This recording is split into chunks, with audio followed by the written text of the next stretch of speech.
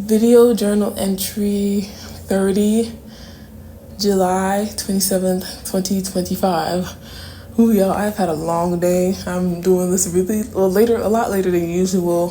And I've had a long day because I went to go pick up my foster today. I think I mentioned it like last week for one of these past video journal entries, but I'm fostering a Samoyed. I think she's a Samoyed mix. If I'm not, she's like some type of mix. She got a little something in her. But she is so sweet. She's so cute. Her name is Genevieve. She's not down here with me right now. She's actually a little stubborn. But I feel like usually when I get my fosters, I get them like a few days at least before my video journal entries, so like they're pretty acclimated and everything, and they like follow me around. But she's like pretty fresh here. She's upstairs right now. Like hanging out over there. My dad is upstairs. But so she like didn't like come down with me, and she's a little stubborn too. Like I couldn't like get to get her to come down with me. But alas, that was a long day. I did a lot of driving to go pick her up. I picked her up from Wisconsin. So I drove like almost 2 hours because of all the traffic. Actually over 2 hours to get there because of all the traffic along the way. But alas, I picked up her and I picked up another Samoyed, and the other Samoyed went to his foster home, and then she's staying with me. So it's been a long day.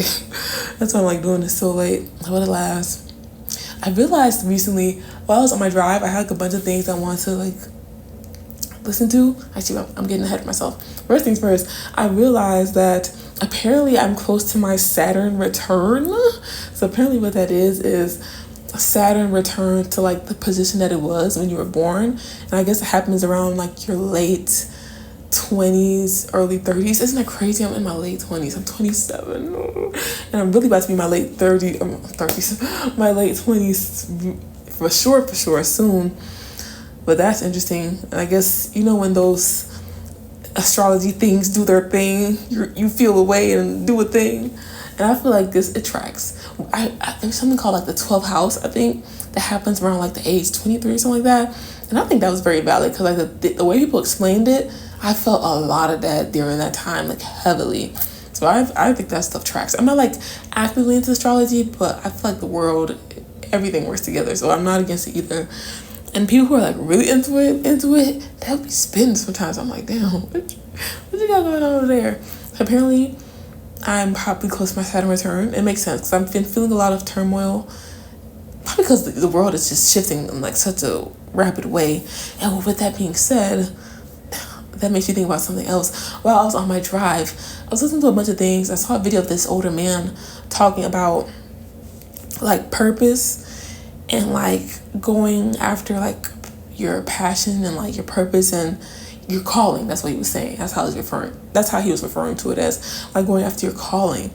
And he mentioned something that I didn't even think about, but he was saying how like, you know, it kind of goes together that a lot of people are feeling this sense of like going after their calling as the external world and like culture and things are shifting very rapidly. Nature is changing rapidly. And I didn't even think about it. I didn't even think about like that aspect of it.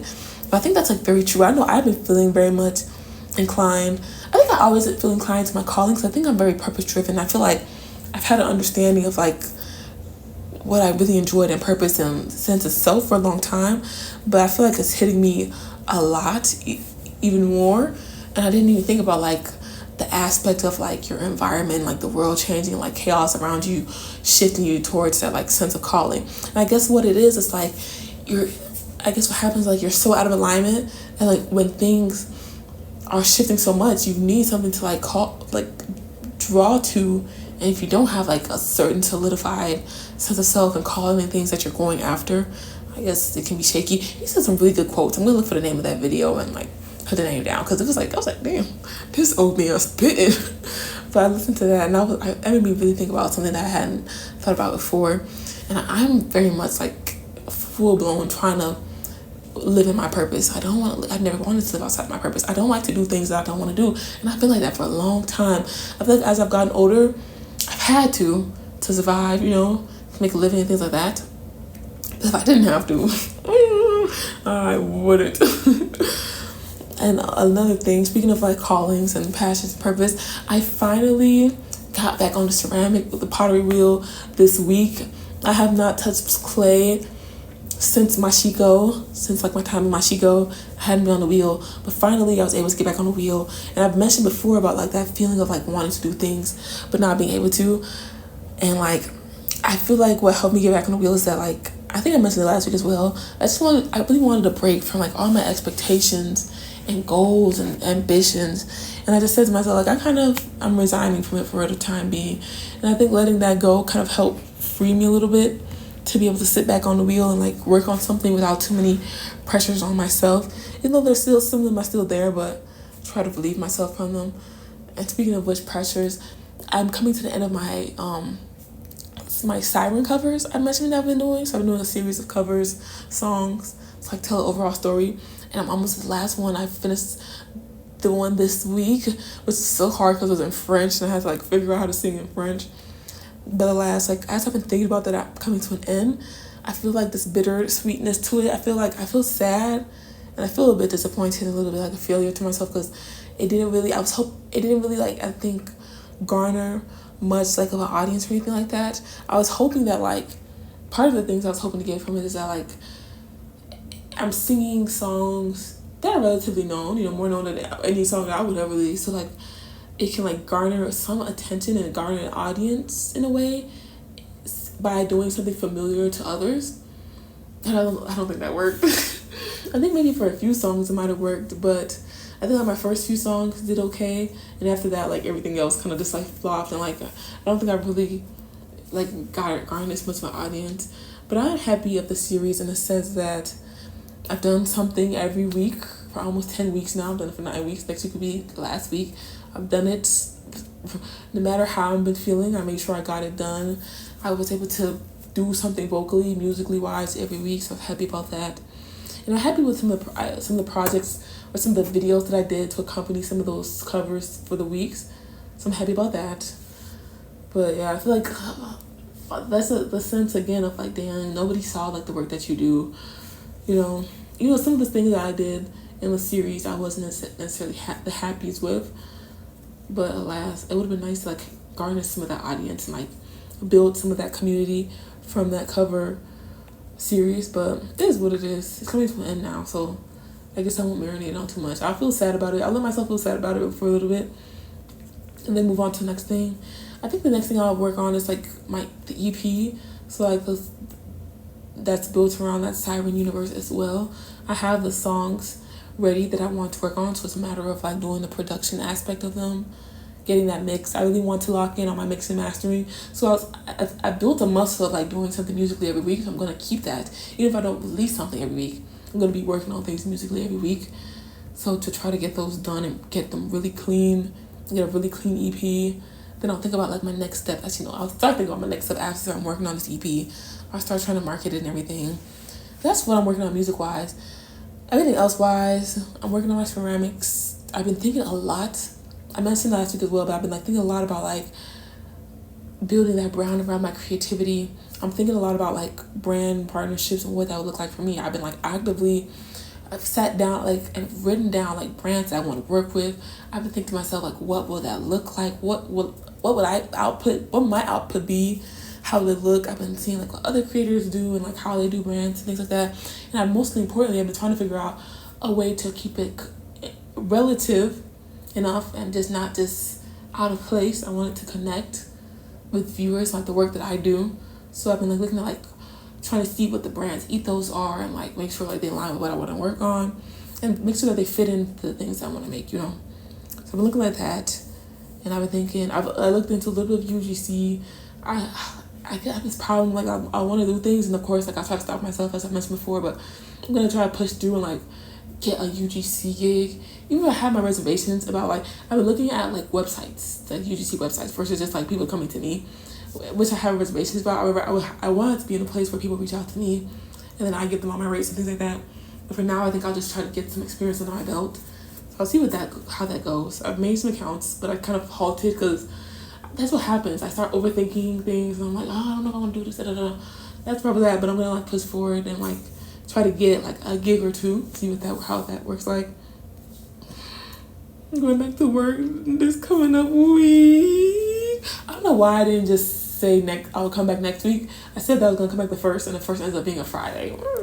I would have rather just had that Friday in the weekend, but alas, it would be nice to have a little bit of money coming in because I haven't been getting paid as I've been having my break. But to be honest with you, I don't even care. It was a good break, even though I didn't do too much. I didn't do a lot of as many things I wanted to do with it. Even just the act of just being and relaxing and doing my little things and reading my little things here, watching my things there, going outside a little bit. All of that was valuable and worth it to me. I really needed that. I want to extend it, but I don't want to be too reckless. You know? I don't want to drain all my savings. That would just be too sad. So I made the decision to go back. I don't want to drain all my savings. I'm going to see what things look like because as I mentioned before I went on break, it was looking a little bit, my circumstances at my work are going to be changing. You know, my manager is gone. The work I'm going to be doing might be different. So I'm seeing what that would look like. I'm seeing if I'll be happy with it, if I'll enjoy it, if I can keep pushing through and do my good work and get my paycheck, or if I need to consider something else. But that's where I'm at with it right now. Wishing for the best. I do want to save up a lot more. If I try, I'll see if I can make it through to the end of the contract. I hope to have more money saved. I feel like if I have the money saved for like this rest of this contract, I'll be like really good. So like I'll have money to like pay my expenses and I'll have money to do things I want to do. Because I feel like if I was to just go on this break now and like leave work now, I would just be using all my savings versus like using some of those savings to actively invest into myself and things like that. It would just be going to my living expenses and I kind of don't want to do that. So that's where I'm at with it right now. Hopefully in the next few weeks I can make some more income. I'm going to be trying to find some more income and things to do. But that's where I am with it this week. I'll put a picture of Genevieve. Her name is Genevieve. I'll put some video or picture down. Make sure y'all get to see. But that's it for me this week. See me. Oh, my mood wise, I'm tired, but my mood is still above halfway. It's doing pretty good. It's been above halfway, which is good. Actually, another thing though, I've been feeling really sad about like what's happening, the genocides that have been happening. That's been like making me really sad, man. That's what makes me very sad. Like seeing what's happening. Damn. But another thing. Actually, I have another thing I'll think about this week. You know, people talk about the violence in Chicago and people talk about gang violence in Chicago and XYZ.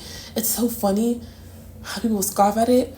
But I was thinking about it because I don't know how it landed here. I think maybe fashion can be political attire, militant attire, and then boom, Black Panthers. That's how I landed there.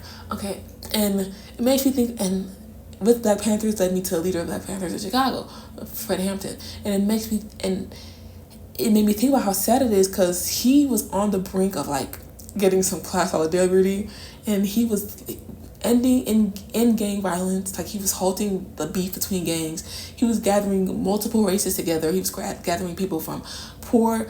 He was gathering like Black people, Hispanics, poor white people, and he was really getting some class solidarity. And of course, the CIA came and got him out. Or not the CIA, but the FBI came and got him out.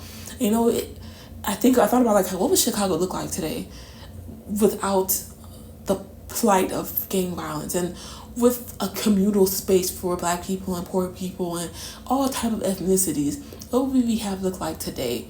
But of course, he got some years later, Reagan got in office. We have the war on drugs, and we have institutionalized racism, all those type of things, redlining and things like that in the city. Chicago's a very segregated city, if you don't know. My dad always tells me when Martin Luther King Jr. came to Chicago, he was saying how like it's one of the most segregated places he's ever been, and that's to say a lot. And I think because Chicago is known as being this like progressive city and like a democratic city, people don't really may not associate it with like the segregation and the type of disparity that is in the state and well, of course in the states outside of Chicago, Illinois, you know, but like, you know, but alas, it's sad to think about, you know, it is sad to think about because we have our plights, but that's the thing, they don't just come from nowhere. But I think a lot of people, they just see like gang violence and that's sitting there like, oh, those Black people, like, you know. But there is systematic things that happen. The same applies around the world. Around the world where colonialism has touched, where the USA has touched some of its hands a lot of African nations have been put into disarray. Bad leaders are put into place, and wow, I went off on a tangent. Didn't mean to take it there today, but that's where I'm at with it. Still above the middle ground moves wise, and call it a day for today. I need to hurry up and finish this up because I'm late in my process of getting this done. But that's it for me. See me next week. Bye.